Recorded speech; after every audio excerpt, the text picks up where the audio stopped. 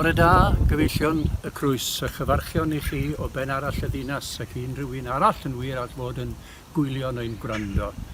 No man is an island of itself. Every man is a piece of the continent, a part of the main, medde John Donne. Wel, dwi'n sefyll ar ynys a rheoli traffig ydy pwrpas yr ynys fechan hon. O fewn milltir, mae ynys brysura'r ddinas yn wir ynys brysura'r wlad yn Corriton, lle mae'r M4 yn mynd â chi i'r gorllewin ac i'r dwyrain, mae'r A470 yn troi i'r gogledd. Ond dim ond sŵn y drafforglywch chi o fan hyn.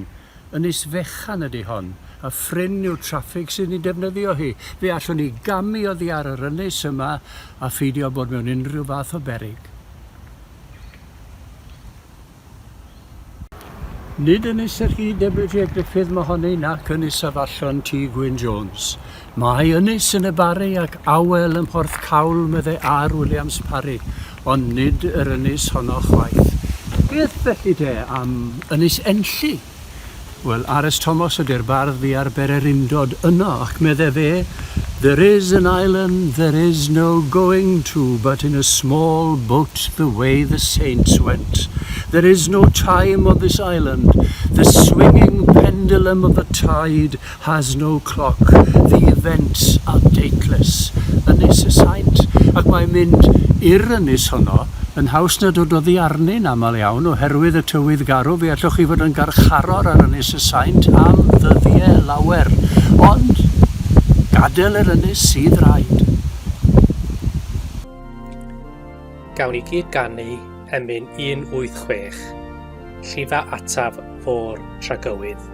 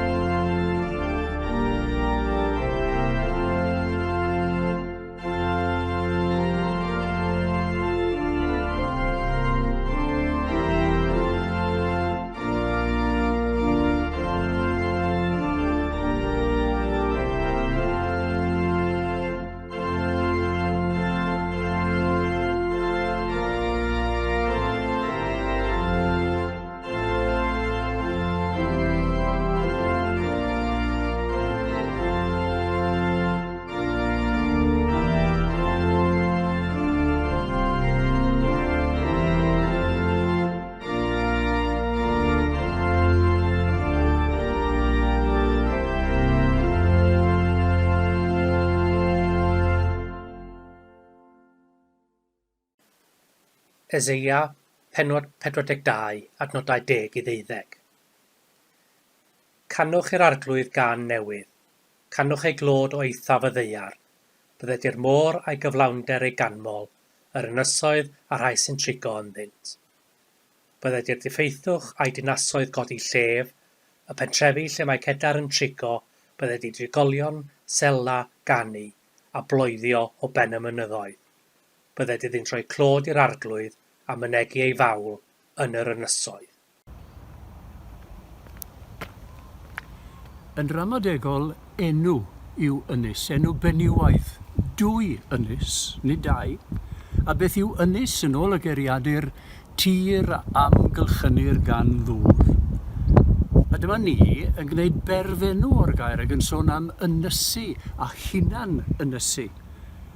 Yn ôl y geiriadur eto, Ystyr ynysu yw to insulate, o'r lladin insulatus. Ond yn y dyddiau rhyfedd yma o bandemig, rydyn ni yn troi insulate i fod yn isolate. Hynny yw i neilltuo bod ar wahân, yn cael yn gorfodi i ddiogelwch. A dyna'r cyngor meddygol, dyna'r ffordd orau o gadw'r feirws yma dan reolaeth. Ond feirws ydy hwnna, dydy o ddim yn cydnabod ffiniau. Mae e'n anweledig, yn elyn anweledig, a phobl fel chi a fi sydd yn ei gario a'i helpu groesi ffiniau a chroesi'r dŵr. A'r un yw'r peryg wrth ychwelyd i'r tir mawr. A beth yw nodweddion pobl sydd yn byw ar ynys? Ydyn nhw yn ynysig, ydyn nhw'n blwyfol? Ydyn nhw wedi neilltuo cymaint nes bod nhw'n fewnblyg? Wel, mae peryg mewn cyffredinoli, ond cymerwch chi ynysoedd gorllewin yr Alban, Lewis, Harris, Iwist, Bara. Yn ei moel ni ysgythrog maen nhw'n debyg, ond yn ei pobl, yn ei chwedle, yn ei hanes, yn ei harferion, maen nhw'n wahanol. Trwy ddirgel ffyrdd mae'r uchelior yn dwy'n ei waith i ben, ond nid yn unig y dirgelwch. Mae'r syniad o ynys yn creu diogelwch. Ond fe ddaw dydd y bydd rhaid camu o'r ynys yna nôl i'r tir mawr. Camu o ddiogelwch ynys i ddirgelwch y tir mawr. Camu yn ôl i'r gymdeithas. Ond mae sôn am ail don all fod yn waith hyd yn oed na'r don gyntaf o'r pandemig nôl yn y Gwanwyn. Mae hyd yn oed sôn yn rhymder geia am drydedd ton. Felly, camu oddi ar yr ynys sydd rhaid.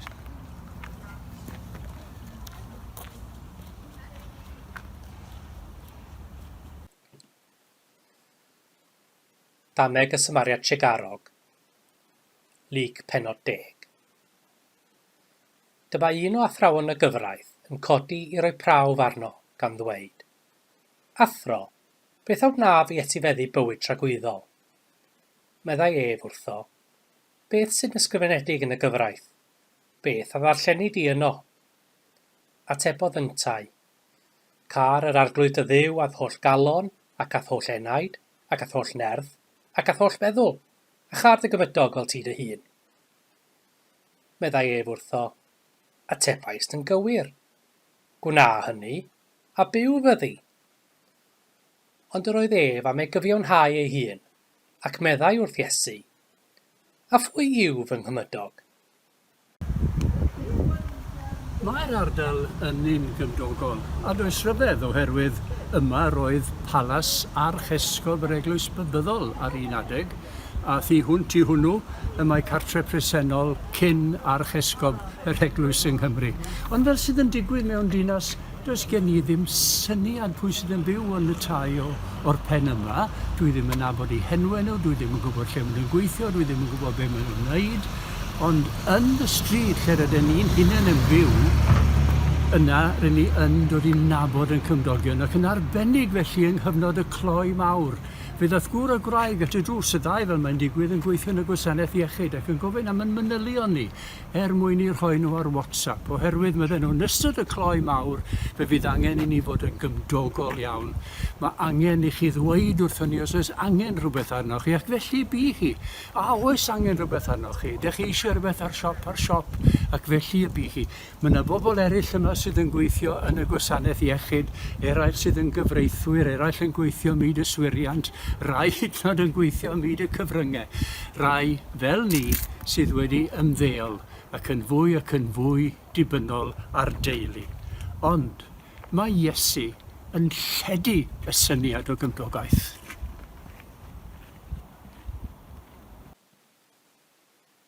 Atebodd Iesu.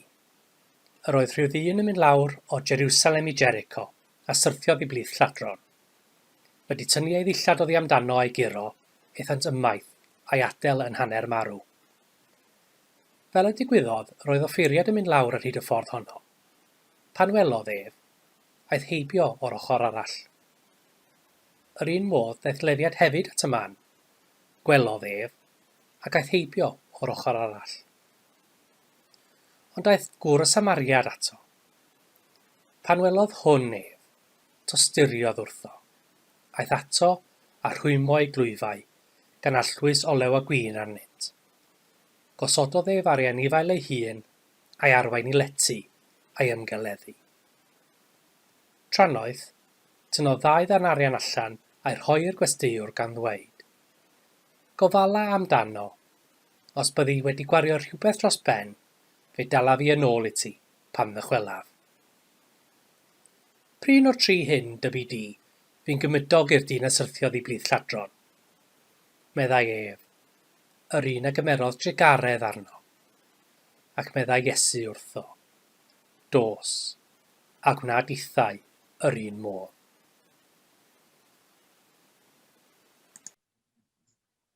Gweddïwr. Arglwydd da, yn yr amser hwn o ansicrwydd, cadw ni yng nghysgod y drigaredd. Cynnal di yr ofnus a'r rhai sy'n bryderus. Cwyd yr rhai sy'n teimlo'n isel fel y gallwn oll lawenhau yn y gysuron, gan wybod na all dim ein gwahanu ni oddi wrth y gariad di. Arglwydd tosturi, bydd yn agos at y rhai sydd wedi ei hynysu. Yn ei hunigrwydd, bydd di yn ddiddanydd. Yn ei pryder, bydd yn obaith. Goleia di ei tywyllwch trwy'r hwn a ddioddefodd ar groesbren garw. Yr un ar oes ei ddwylo hir ar led a gwisgo coron drain, mwyn i'r bront gael dod yn wyn, fel hyfryd liau'n main. Helpa ni i roi heibio pob gweithred sydd ein gwahanu ni oddi wrth ein gilydd. Rhoi ni'r gras i fyw ein bywyd yn hyderus, wrth addewid i fod wrth law o hyd i wrando cri. Nesau at Dduw sydd dda i ni. Diolchwn am sgil a gallu'r rhai sy'n gofalu am gleifion yn yr ysbyty. Cynorthwya'r rhai sy'n chwilio am driniaethau i wella'r byd o'i boen. Bydd gyda ni ac ynom ni, o'n blaen ac o'n hôl. Arglwydd, clyw ein gweddi, am ein bod yn gofyn hyn yn enw ein harglwydd Iesu Grist, a'n dysgodd i weddio gyda'n gilydd. Ein tad, o'r hwn wyt yn y nefoedd, sancteiddier dy enw, deled y deyrnas, gwneler dy ewyllus, megis yn y nef, felly ar y ddaear hefyd. Dyro i ni heddiw ein bara beunyddiol, a maddau i ni ein dyledion, fel y maddeuwn ninnau i'n dyledwyr, ac nac arwain ni i brofedigaeth.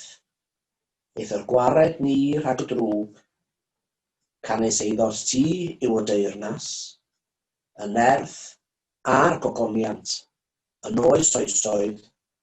Amen.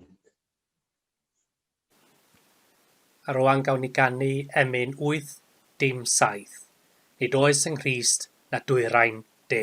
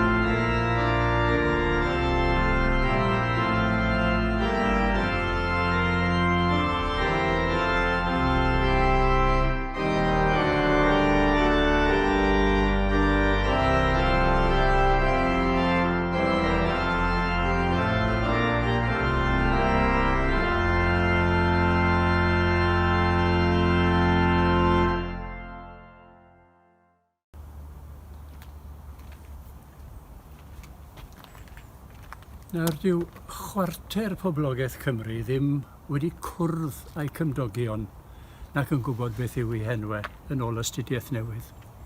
Ar ben hynny, roedd tua hanner yr rhai atebodd yn dweud nad oedden nhw yn adnabod eu cymdogion o gwbl.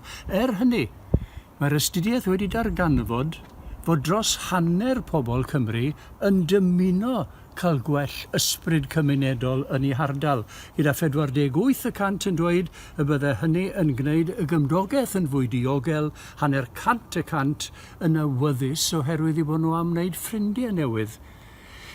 Un o'r pynciau trafod yn y gymuned Gristnogol cyntaf oedd pwy yn gyfreithlon allai fod yn Gristion. Ac mae'r casgliad fod Cristnogaeth yn ffydd i bawb. Beth bynnag yw'ch hil, eich statws cymdeithasol, beth bynnag yw'ch rhyw, ac mae hynny yn seiliedig ar yr adnod hon o lyfr actau. Rwy'n deall nad yw Duw yn dangos ffafraith, ond bod y sawl ym mhob cenedl sy'n ei ofni ac yn gweithredu cyfiawnder yn dderbyniol ganddo ef. Actau pennod 10. Ac mae'r syniad yma'n cael ei gadarnhau yn ysgeidydd St Paul yn ei lythyr at y Galatiaid, pan mae e'n dweud nid oes rhagor rhwng Iddewon a Groegiaid, rhwng caeth a rhydd, rhwng gwryw a benyw, oherwydd un person ydych chi oll yn yr arglwydd Iesu Grist.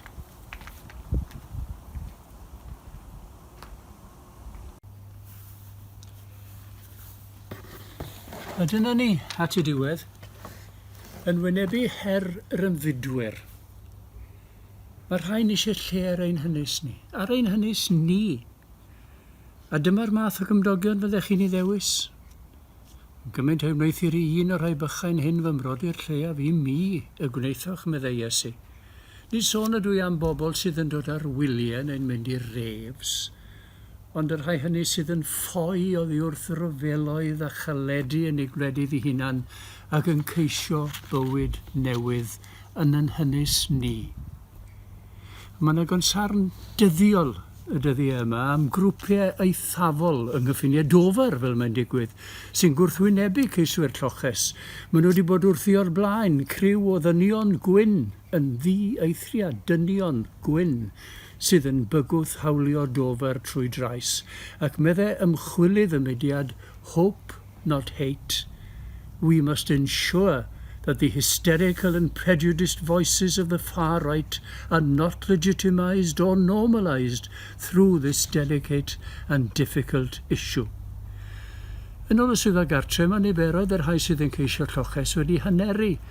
O Ionawr i Fawrth roedd 8,500 yn ceisio lloches. O Ebrill i Fehefin, 4,800 oedd y ffigwr. Pwy yw fy nghymydog? Allai ddim wneud gwell na dyfynnu eto o lyfr Actau'r Apostolion. Rwy'n deall nad yw Duw yn dangos ffafraith, ond bod y sawl ym mhob cenedl sy'n ei ofni ac yn gweithredu cyfiawnder yn dderbyniol ganddo ef. Cawn ni orffen drwy ganu emyn 843 a glywais ti waedd yr anghennus.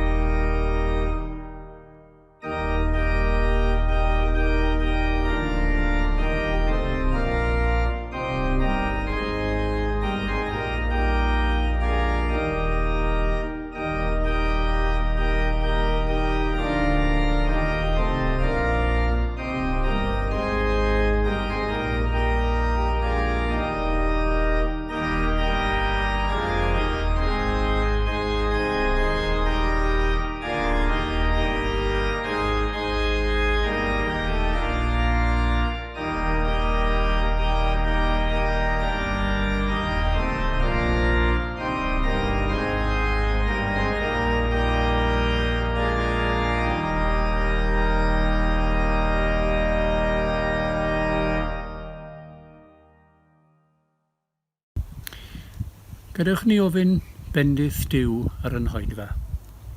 Fe weddiwn dros arloeswyr y ffydd, yr rhai a fentrodd i bellafoedd deiar i genhadu dros Grist. Gweddiwn dros yr rhai sy'n mentro o bellafoedd byd. Helpa ni, Arglwydd, i barchu hawliau yr rhai sy'n credu'n wahanol i ni. A gras byddai gyda chi oll.